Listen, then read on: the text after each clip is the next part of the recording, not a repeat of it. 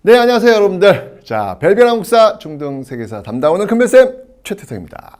역사는 최태성! 자, 여러분들, 우리가 지금 이제 미국 역사, 미국이 독립하는 그 과정을 살펴봤습니다. 영국으로부터 탁 독립했단 말이에요. 그러면 그 이후에 과연 미국은 어떻게 발전했을까? 그 내용을 한번 살펴보도록 하죠.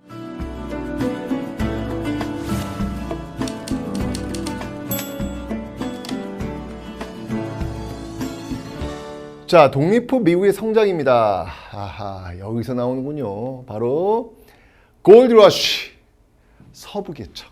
이 골드러시는 여러분들 여기 지금 나오죠? 예, 바로 서부개척을 추진하면서 나온 거예요. 말 그대로 금을 찾아서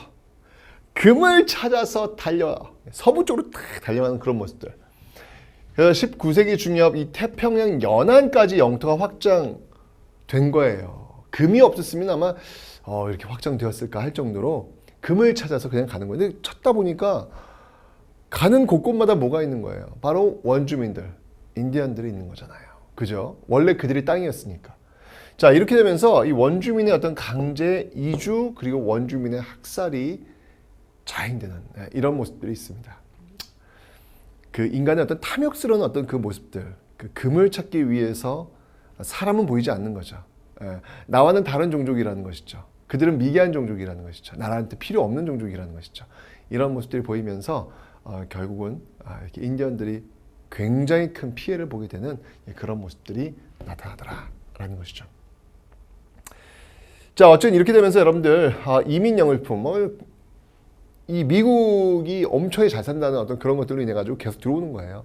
그런 이민 열풍으로 인구가 크게 증가했고요. 다민족 사회가 형성되었다. 미국이라는 나라는 이렇게 만들어진 거예요. 그러니까 다양한 그 인종들이 종합해서 모여져서 만든 나라가 바로 미국이다라는 것이죠.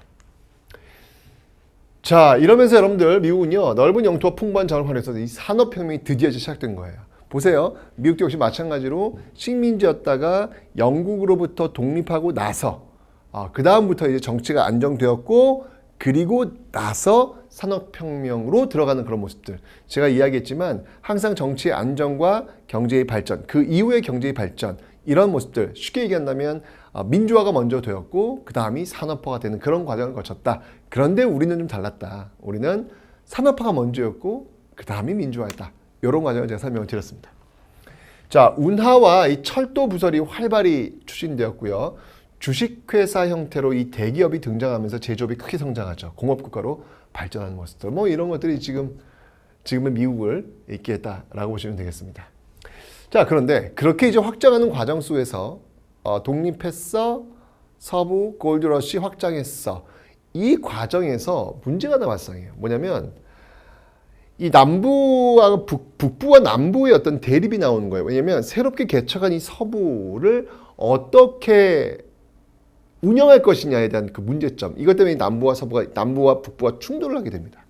자, 사회 경제 구조 차이로 갈등을 겪다가 결국 노예제 문제로 남북부 간의 대립이 심화된다는 얘기예요. 자, 이 노예제가 문제인데 왜 문제가 되는지 볼게요. 자, 먼저 이 남부는요 대농장을 경영해요. 목화 담배 생산으로 노예제 찬성, 즉 농업에 종사하는 어떤 그런 사람들이란 말이에요.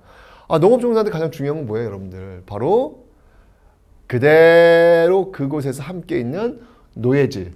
이 노예들을 굉장히 선호할 수밖에 없는 거죠.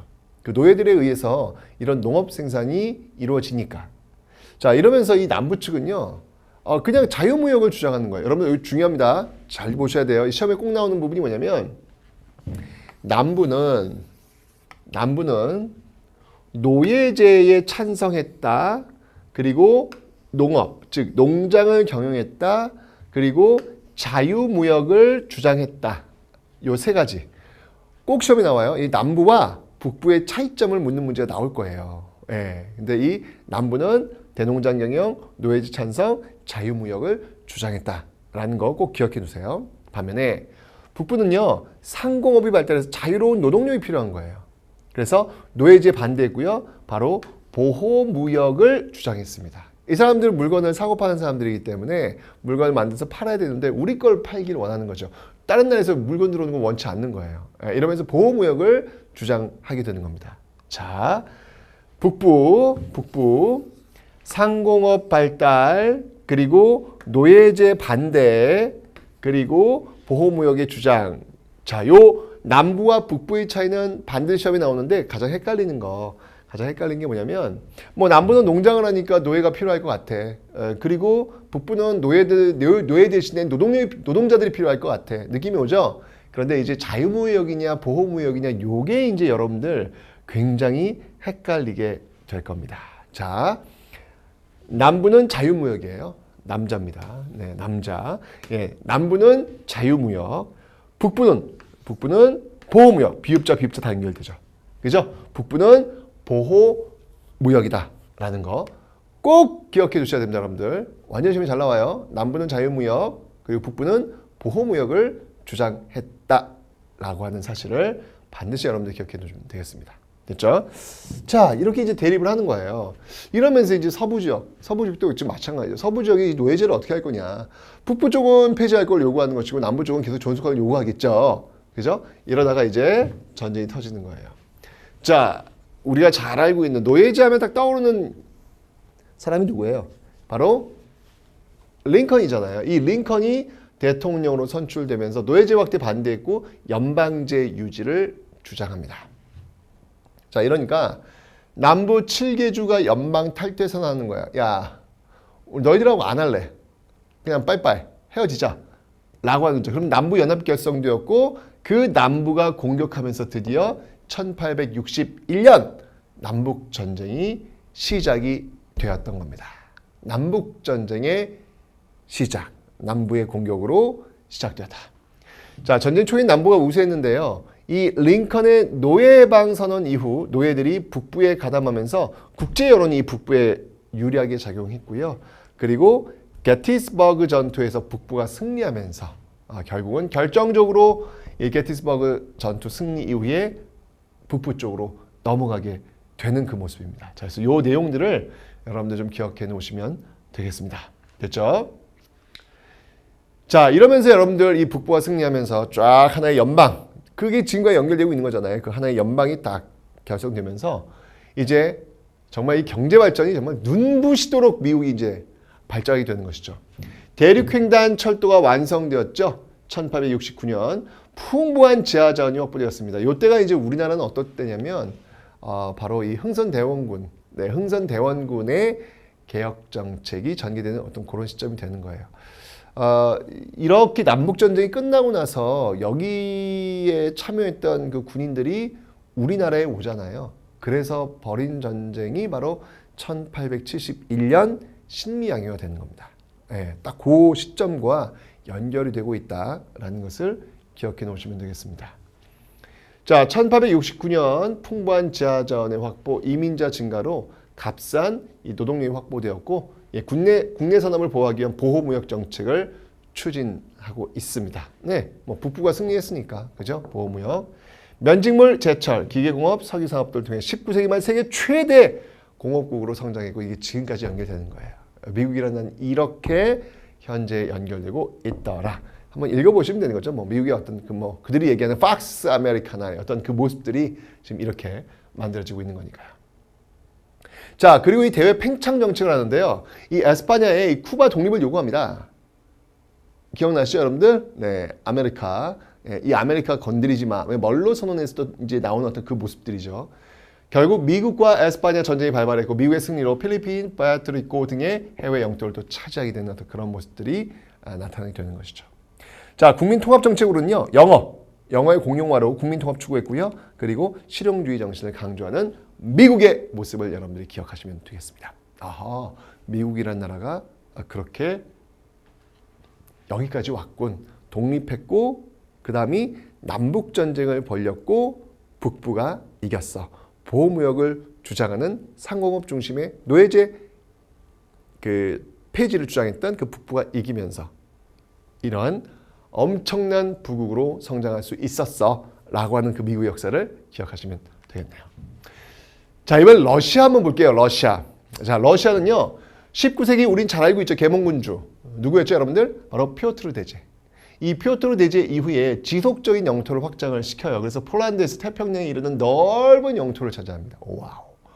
와, 폴란드 저 유럽 끝쪽에서 이쪽 사할린 이쪽 쭉 연결되는 그 태평양 이런 넓은 영토를 차지하게 되더라. 자, 민족주의를 내세우면서 이 발칸반도와 서아시아 지역에 진출하는데 이 과정에서 쭉쭉쭉쭉쭉 영토를 넓히는 과정 속에서 전쟁을 하나 벌이게 돼요. 그게 뭐냐면 바로 크림 전쟁이라는 겁니다. 이 오스만 투르크 아시죠, 여러분들? 맞아. 비잔티움 제국을 멸망시켰던 바로 그 오스만 투르크. 그 오스만 투르크가 차지하고 있었던 이 크림 반도, 이 발칸 지역으로 이 진출하기 위해서 일으켰던 게 바로 이 크림 전쟁. 얼지 않는 항구 부동항을 확보하기 위해서 오스만 지역과 전쟁을 벌였는데 이때 영국과 프랑스가 개입하면서 패배하게 됩니다. 이제 휘청하게 되는 것이죠. 이 크림 전쟁에서 실패하게 되더라. 이때 여러분들 크림 전쟁 때 활약했던 아주 유명한 간호사 나이팅게일. 예, 나이팅게일이 바로 이 크림 전쟁에서 활약을 했던 것입니다. 자, 이렇게 휘청했지만요. 이 사람 바로 알렉산드르 2세가 개혁을 펼치게 되면서 다시 정신을 차리게 됩니다. 자, 이 배경 농노제를 유지하고 차르 중심의 전제 정치를 실시해요. 사실은 지금 이 농노제 이거 중세의 어떤 그 흔적 아닙니까? 그죠? 근데 아직도 이게 유지가 되고 있네요. 그러면서 황제 짜르, 케사르 이런 황제 중심의 전제 정치를 지금 실시하고 있더라라고 하는 거. 후진성 극복을 위해서 근대화를 추구했죠. 그래서 농노 해방령을 발표했고요. 지방의회를 구성했고 군사제도를 개혁하는 이런 어떤 농노제 유지 뭐 이런 것들 어떤 개혁이 좀 필요하다라고 하면서 농노 해방령을 알렉산드르 2세 때 지금 이야기를 하고 있는 겁니다. 자, 그러면서 이제 브나르드 운동이라는 게 전개가 돼요. 이 브나르드 운동은 여러분들 우리나라 그 근대사 공부할 때도 굉장히 잘 인용되고 있는 어떤 그런 단어잖아요. 인민 속으로, 민중 속으로라는 그 뜻인데요. 지식인들 바로 나로드니키. 이 지식인들을 얘기하는데 이 나로드니키들이 농민을 대상으로 개혁을 이루고자 일으켰던 그런 계몽운동이라고 보시면 됩니다. 근데 농민의 지지를 얻지는 못해요. 쉽지 않았던 것이죠. 어쨌건 바로 이런 브나르드 운동들이 또 전개가 되고 있었다. 러시아에서의 브나르드 운동, 민중 속으로 바로 농민들에 대한 계몽운동이었다. 나로드니키가 중심이 됐다는 거 기억해 주시면 되겠습니다. 자, 산업화. 19세기 말 시베리아 횡단 열차 건설됐고요. 석탄, 철광, 방직 공업이 발달하면서 러시아의 산업화를 또 이뤄내고 있는 모습들 보시면 되겠습니다. 이제 이러다가 이제 러시아에서도 혁명이 일어나게 될 겁니다. 됐죠? 자, 이렇게 해서 이제 미국과 러시아를 이제 봤어요. 미국에서는 그 독립전쟁, 그죠? 독립 이후에 남북전쟁. 그 남북전쟁 이후에 쭉 성장하는 모습. 이 과정에서 시험에 꼭 나오는 것보다 남부와 북부가 표방하고 있는 게 다르다. 북부 같은 경우는 상공이 발달했기 때문에 노동자가 필요한 거예요. 노예제 필요 없음. 그리고 보호무역을 필요했죠. 남부는 농업, 농장, 대농장을 주로 했기 때문에 노동자 말고 농민, 이 노예들이 필요했던 거예요. 그리고 자유무역을 지지했더라.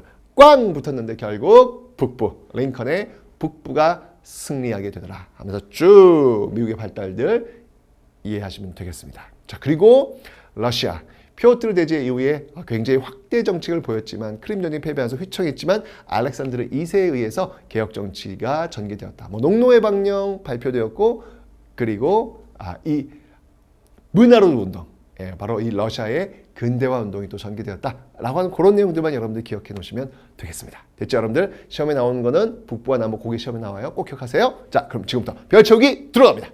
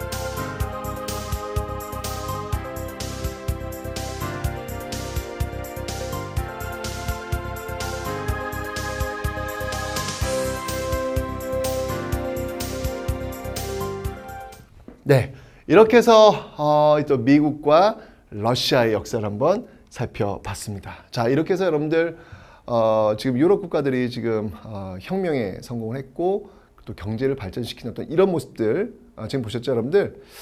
자, 그런데 여러분들 이런 나라들이요, 이렇게 자국의 어떤 혁명에 성공시키고 그 다음에 어떤 산업혁명을 통해서 확장되는 과정 속에서 이제 그 어떤 그 자본의 어떤 탐욕한 아주 그런 모습들이 나타납니다. 예, 그게 바로 이제 제국주의, 정말 괴물의 모습으로 우리에게 다가설 겁니다.